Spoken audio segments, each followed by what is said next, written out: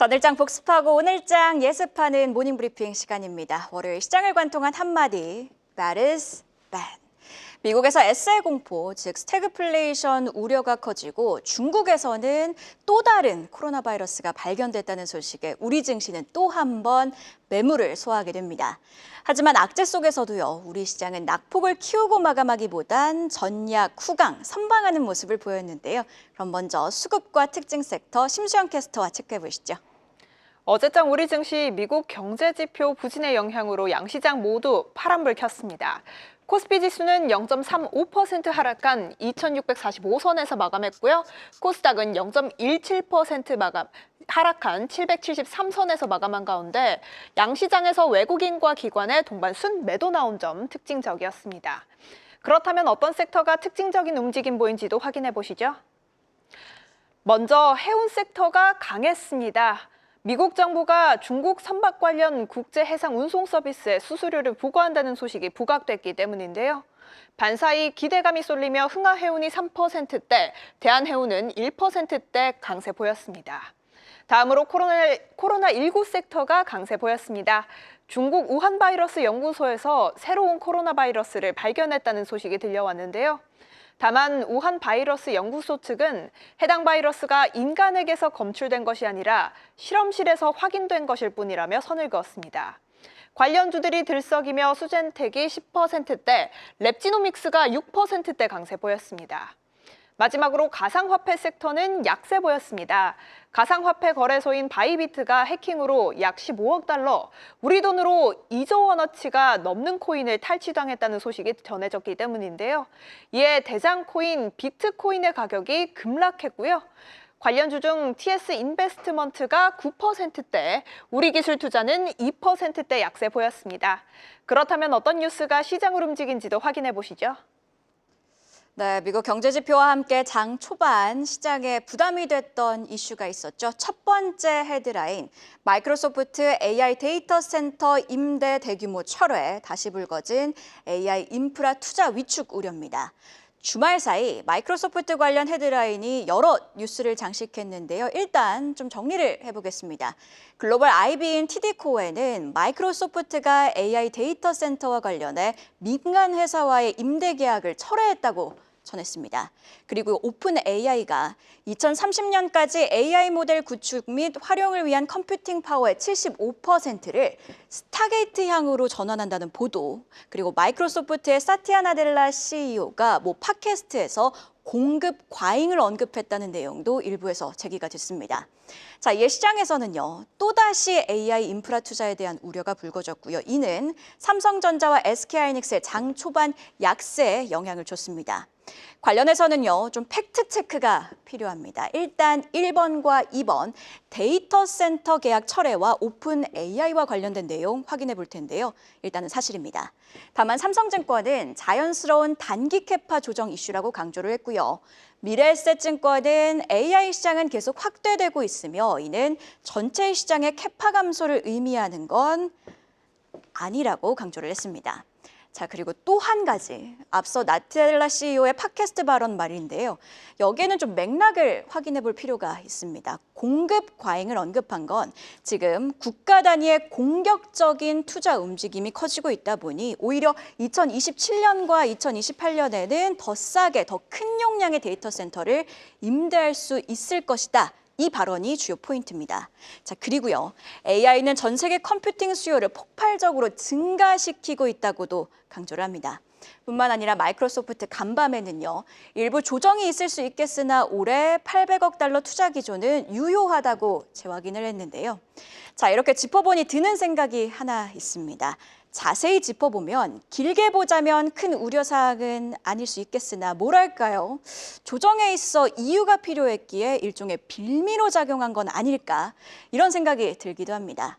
다만 간밤 뉴욕 증시에서도 관련 갑론을박이 활발했고 반도체주부터 원전주까지 일제히 밀린 만큼 오늘 우리 시장이 이를 추가로 어떻게 해석할지 다소 부담스러운 재료로 작용하진 않을지는 끝까지 지켜봐야겠습니다. 자, 이번에는요, 연일 강한 2차 전지주 헤드라인입니다. 커지는 인터배터리 2025 기대감, 원통형으로 정면 승부 나서는 K배터리입니다. 자, 2차전 지주 드디어 바닥을 찍은 걸까요? 3월 5일 개최하는 인터배터리 2025를 앞두고 2차전 지주가 주목을 받고 있죠. 올해 주요 키워드는요, 4680 원통형 배터리 그리고 전고체인데 어제는 원통형 배터리 관련주들이 일제히 주목을 받았습니다. 자, 일단 LG 에너지 솔루션은요, 관련 배터리 라인업을 최초로 공개한다고 했고요. SK온도 실물 모형을 최초로 공개한다고 하니 관련 기대감이 커지고 있는 상황입니다. 자, 이에 앞서도 언급을 해드렸던 것처럼 원통형 배터리 관련주들 수급이 강하게 붙어줬습니다. LG 에너지 솔루션의 탑캡 어셈블리를 단독 공급한다는 소식에 성우가 28%대 급등을 했고요. KNS는 원통형 배터리에 공급이 되는 전류 차단 장치와 리벳 설비를 만드는데 어제는 27% 올랐습니다. 삼성 SDI 공급사인 MOT는 16% 올랐고요. 테스트 핀을 만드는 메가터치는 12%.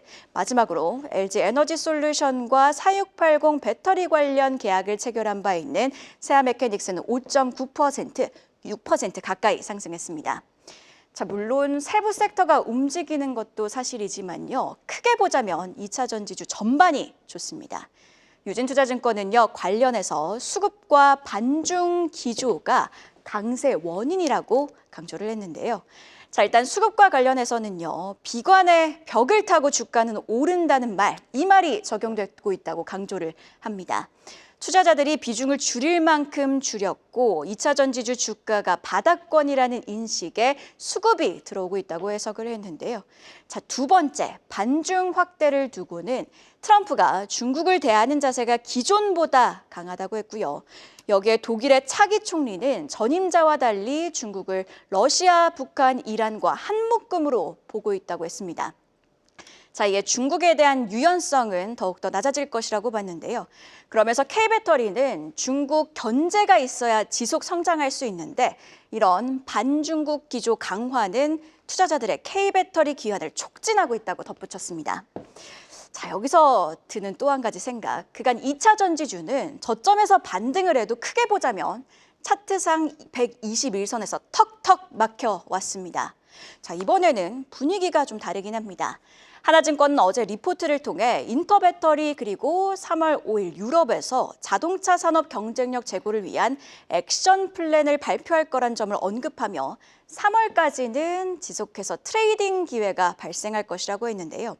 자, 이런 상승이 단순한 기술적 반등으로 끝나지 않기 위해선 유럽에서 나올 메시지까지도 함께 체크해 봐야겠습니다.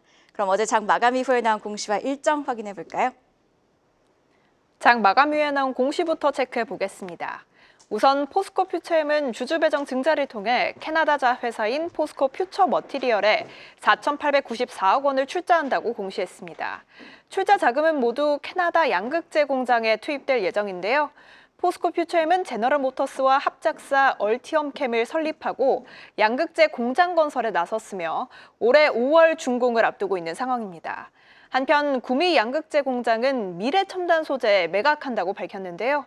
이는 저가 제품 중심의 비핵심 부문을 정리하고 고부가 소재 중심으로 포트폴리오를 재편하겠다는 포석으로 분석됩니다. 다음으로 다우기술은 지난해 영업이익 1조 1,700억 원을 기록했다고 공시했습니다.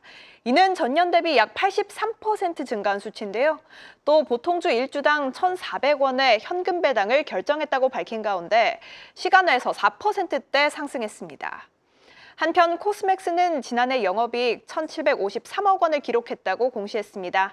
이는 전년 대비 51% 증가한 수치인데요.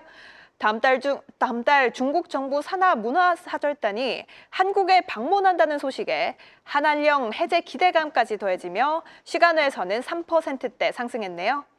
마지막으로 오늘의 주요 일정도 확인해 보겠습니다.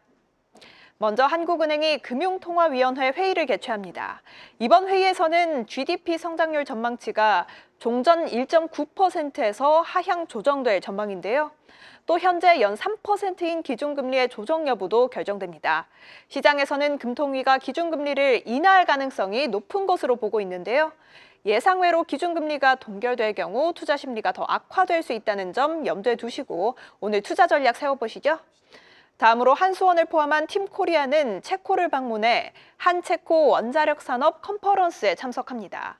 팀 코리아가 지난 7월 체코 정부의 30조 원 규모 신규 원전 사업에서 우선 협상 대상자로 선정된 가운데 체코 정부 및 발주사와의 면담을 통해 최종 계약 체결에 대한 기대감이 커질 것으로 보이는데요. 원전주의 등락이 생길 수 있으니 관련 소식도 체크해 봐야겠습니다.